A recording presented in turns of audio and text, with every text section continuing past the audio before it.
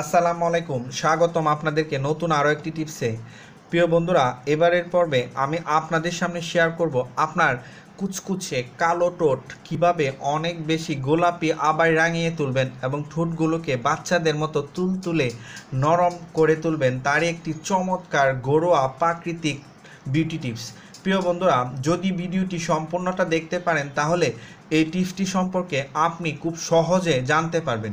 দর্শক, এই টিপসটি তাদের জন্য যারা অতিরিক্ত ধূমপান করেন, চা কফি পান করেন, যাদের ঠোঁট জন্মগতভাবে কালো কিংবা আগে ফর্সা ছিল কিন্তু এখন কুচকুচে কালো হয়ে গেছে তাদের জন্য।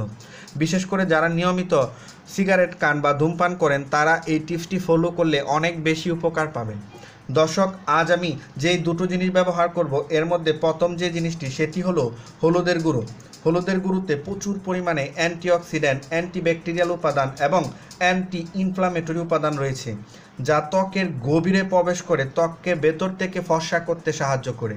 দর্শক, আমাদের রূপচর্চায় সেই প্রাচীনকাল থেকেই হলুদের ব্যবহার, অর্থাৎ সেই প্রাচীনকাল থেকেই বিভিন্ন বিবাহ শাদী এবং রূপচর্চার বিভিন্ন ক্ষেত্রে এই হলুদ ব্যবহার হয়ে আসছে। এর সঙ্গে যেটি লাগবে সেটি হলো সরিষার তেল। দর্শক, সরিষার তেলে প্রচুর পরিমাণে ওমেগা-3 ফ্যাটি অ্যাসিড এবং ওমেগা-3-6 রয়েছে এবং অ্যান্টিঅক্সিডেন্ট ভিটামিন ই রয়েছে, যার নির্যাস খুব সহজে শরীরকে যেমন সতেজ রাখে ঠিক তেমনিভাবে এটি আপনার মনকে এবং আপনার ঠোঁট ও ত্বককেও অনেক বেশি উজ্জ্বল ও ফর্সা করতে সাহায্য করে। দর্শক, কিভাবে দুটো উপাদান ব্যবহার করবেন আর কখন ব্যবহার করবেন চলুন জেনে নিই। দর্শক, সেই জন্য যে কাজটি করবেন সেটি হলো প্রথমে একটি পরিষ্কার পাত্র নেবেন। আমি একটি পরিষ্কার পাত্র নিলাম, সেই পাত্রে আমি এই মিশ্রণটি তৈরি করে দেখাবো। দর্শক, প্রথমে আপনি আধা চা চামচ পরিমাণ হলুদের গুঁড়ো নেবেন। দর্শক, যেহেতু একবারের জন্য তৈরি করছি তাই আমি পরিমাণগুলো কমিয়ে নিচ্ছি। আপনি চেষ্টা করলে বা ইচ্ছে করলে একেবারে 2 দিন বা 5-7 দিনের জন্য তৈরি করে রেখে দিতে পারেন। দর্শক, এবার আমি এর সঙ্গে দিয়ে দিব 1 টেবিল চামচ পরিমাণ সরিষার তেল। দর্শক, সরিষার তেল এবং হলুদের গুঁড়ো দুটো উপাদান খুব ভালো করে একসঙ্গে মিক্সড করে নেব।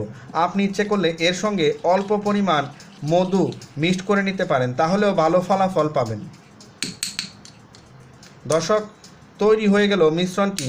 এবার এটি কিভাবে আর কখন ব্যবহার